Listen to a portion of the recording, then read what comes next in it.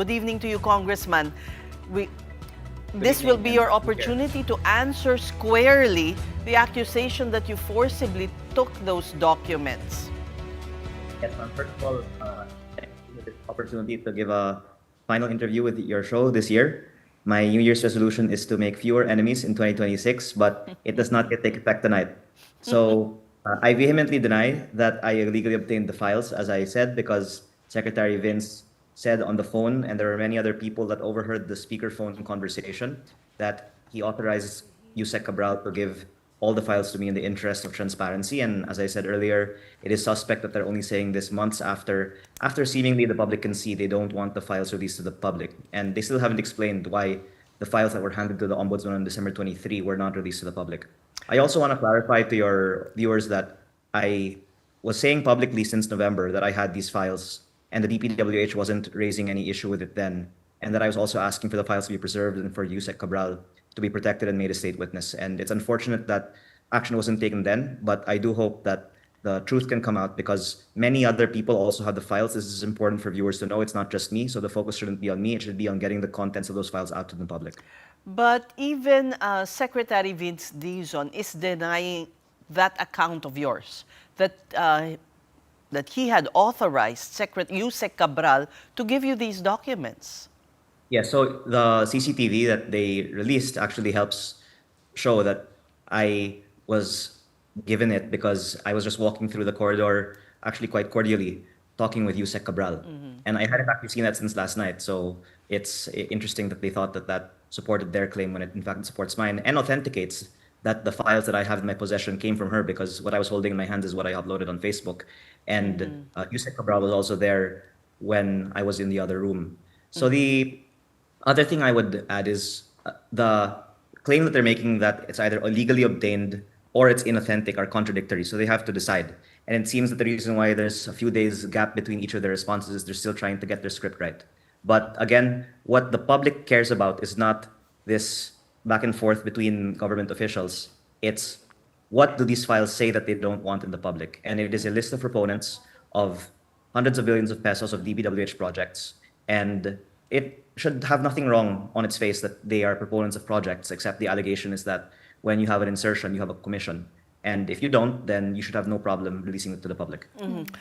These files, you know, the he said, she said is really muddling the issue. We want clarity, but it's getting really muddled. Now, there's also a statement from the Ombudsman, this is from Attorney Clavano, that what you turned over to them was not complete. Yes, So like can you also, right. and once and for all, do you have complete files, incomplete files? What are these Yes, ma'am. files? You rightly said that they're muddling the issue, I think, deliberately because they want to distract the public's attention from the real story, which is who are the proponents in these files, which are not only in my possession. I only have a copy. Senate President Pro Tempore Ping Lacson has made public statements which reflect that he and I have the same copy. Other media outlets have also ran reports reflecting that they have the copy. And I can share that I've actually talked with people who have gotten copies of the files already from staff of the agencies that have copies of it. So there's probably already 50 or 100 people that have copies of it. And it's eventually going to come out and what I'm saying will be validated. And on the point of what the Ombudsman assistant said, I posted on Facebook the picture of me with the staff of the Ombudsman, whom I invited to my office. They actually said in their maybe 30 years in the Ombudsman, it's the first time that a congressman wanted to meet the Ombudsman and show them evidence that could potentially implicate colleagues because it's not a typical thing. I did more than what they asked for because they were actually there to investigate Congressman Garjola. And I said, hey, here's this file from Usec Cabral, which I previously also shared with the ICI and said so publicly that can help all of your cases. And I showed it to the extent that they were interested, but then they left because they just had an assignment which was not as broad as what I was trying to bring, and they didn't get back to me after that. So again, all of these things that are being brought up by the government are both factually incorrect, but also a distraction because at the end of the day, what people care about is why don't we investigate the proponents of the insertions in these files. But Congressman, you've been sharing these files gradually instead of all at once. Why do it day by day instead of fully releasing what you have to the public? And what do you want done with these so-called Cabral files? That's a very good question. And actually, one of the things I was trying to achieve was to tease out from DPWH the truth, which initially I said I will release it if Secretary Vince will say that I can, because he, in September, told me that he will release it in the interest of transparency. And then it took him maybe 5 days to make a statement denying that he authorized me. I don't know why, though, he didn't immediately respond that. And then he said that he hasn't actually seen it when I emailed it to him on October 1. And I also posted it on my Facebook page. And he still has not commented whether the, for example, 401 billion pesos of allocable budgets to the district representatives of the Philippines are accurate. Because, as I shared, I wanted to give a privilege speech about this in October and November, and many of my colleagues asked me not to, because for some reason, they don't want the public to know that some of us have 3, 4, 5, or even more billion pesos in basic annual budgets on top of extra that we get that brings some budgets to 20 billion pesos per district per year. And the reason then why I think it's been good that we've had the last week and a half to discuss this in public is slowly the DPWH has admitted that these files are actually authentic. Because, again, it's a big irony that they released this claim that I illegally obtained them after they said that my files are inauthentic. And there are actually some commentators who are saying, why are there dead congressmen on the list? I don't know. You should ask the DPWH people that made the list, because I'm just sharing exactly the file that I was given on September 4. And the reason that I'm saying it's good is I can see on social media that now people who were initially skeptical as to how a neophyte like me got a hold of the files now believe, because of the admission of the DPWH, that I got the files from them. Now, I would like to assure the public that they will eventually see the whole files, because the earlier statement I made is that many people have a copy. In fact, another media outlet is running nightly stories on some of the contents of it. But what I have shared is at least the highlights on the allocable budgets. And unfortunately, it's come at the expense with burning bridges with some people in the House, because now a lot of people are having to answer to their constituents on why they don't see that many billions of products coming into their districts. But one thing that, if I may, ma'am, I would like to share is addition to some of the public statements on one of the proponents in the files that has been made. Again, I am not selectively bringing this up, but it's because it was already publicly mentioned, including by another media outlet, that there is 8 billion pesos of projects under supposed SAP proponent, part of the OP. So there's 8 billion of projects that is tagged with proponent OP, parenthesis, ES/SAP, close parenthesis. And there's a 300 million peso budget in my own district for this proponent. So that's just an example of what I hope the Senate and the House can investigate further in the new year. The former executive secretary has reacted to this and denied that he had anything to do with this. Yes, and that's actually why I wanted to clarify this, because he was responding to the allegation that there was a proponent tagged as ES. And that's why I wanted to correct what another media outlet ran that said that it was ES and then SAP sa ilalim ng OP. What it actually says is OP, parenthesis, ES, SAP, which actually means that it's not ES who is the proponent, it's OP. Office of the President. I don't want to draw a conclusion on what OP means, but I am just the conveyor of facts, and I hope after I share this actually substantial information on your show that the public can understand why I have to think very carefully about the disclosure of this information. But again, because I'm not the first to bring it up, that I'm sharing it, but it's, I think, quite important for the public to know that this is what the file that I have says, and the same that the files of many other people who have this also says. And maybe it explains why there is a very strong reaction towards my announcement that these files exist and should be made public. But Congressman, what strikes you as irregular about this list of proponents, no? Because then again, insertions and proponents are not inherently wrong per se, right? It's normal for lawmakers to propose projects, especially during budget season. So is it already fair to suspect that there's collusion between the proponents and the agencies and contractors? Actually, there's been many people who have been named in media reports being in the list who simply denied that they're actually proponents of the projects, and I think that's a fair response from them because the denial that the list is true, if not backed up by anything else, means that the list is really invalid in that case. And I therefore find it even more suspicious than that others don't want the list to come out. Maybe the ones who deny in public are the ones who are not guilty, and the ones that are not making any comment about it have something to hide. And I think the best thing at this point is for people to just face the public and explain whether their inclusion in the list is correct or incorrect.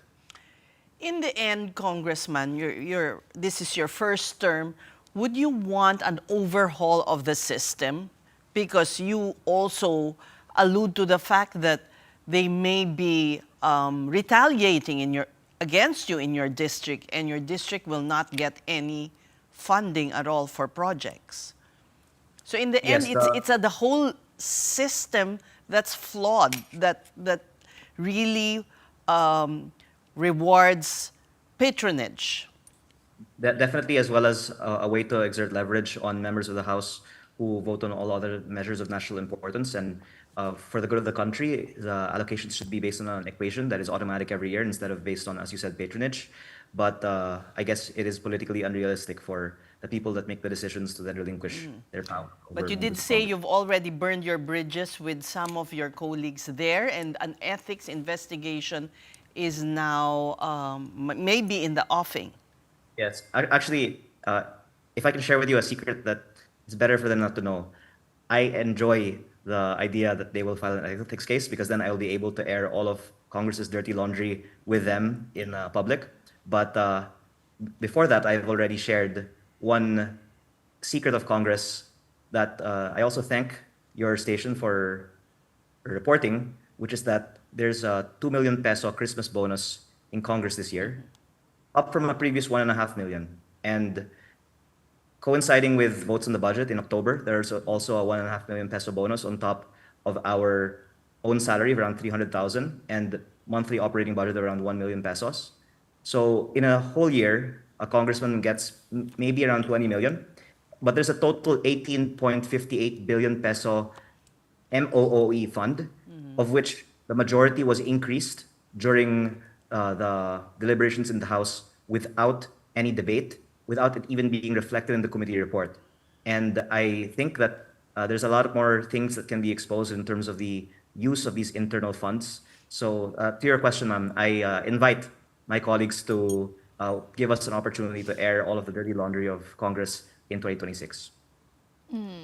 Well, Congressman, did you personally receive that Christmas bonus? Because House Appropriations Chairperson Mika Swansing already denied that any incentive was given to lawmakers to vote on the national budget.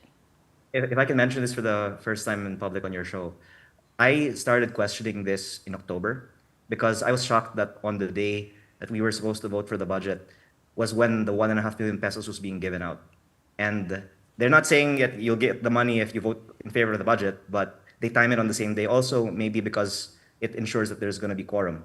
And when I saw the checks, I took a picture of them, which I have, and then they started panicking and calling people to call me, please not to share that with the public.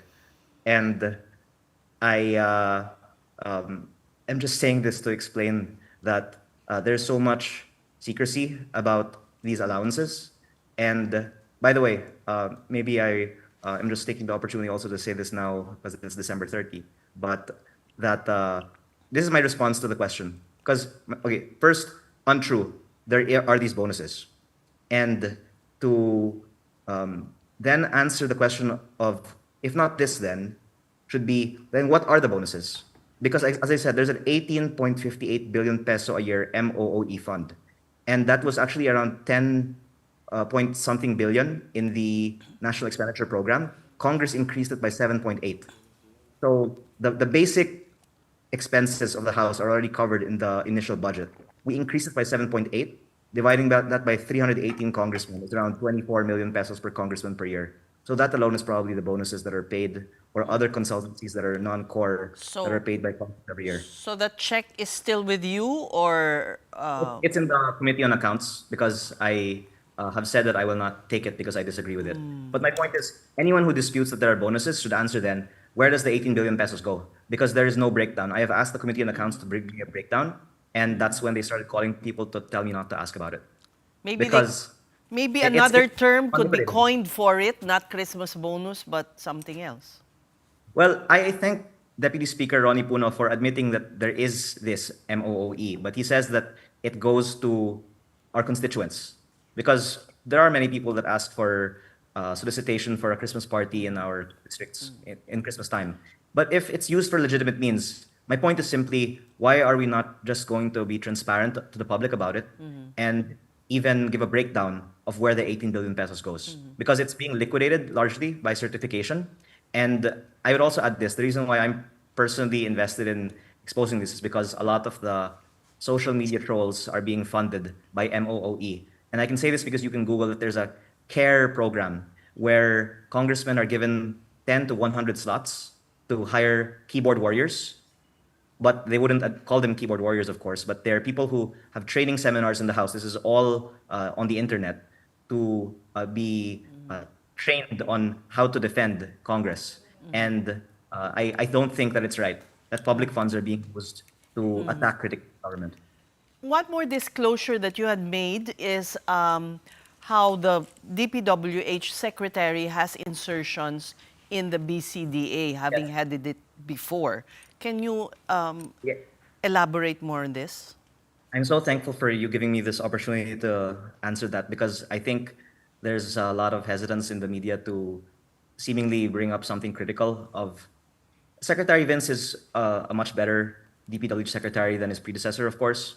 But I think that it's good to be consistent. And if we are saying that we're for transparency, then we should disclose our connection, for example, with Congressman Edwin Garjola, who was the subcontractor of the flood control component in the New Clark City River Park, an 11.5 billion total project, New Clark City, that has been flagged by the COA for not having undergone an open bidding. And I posted this on my Facebook page.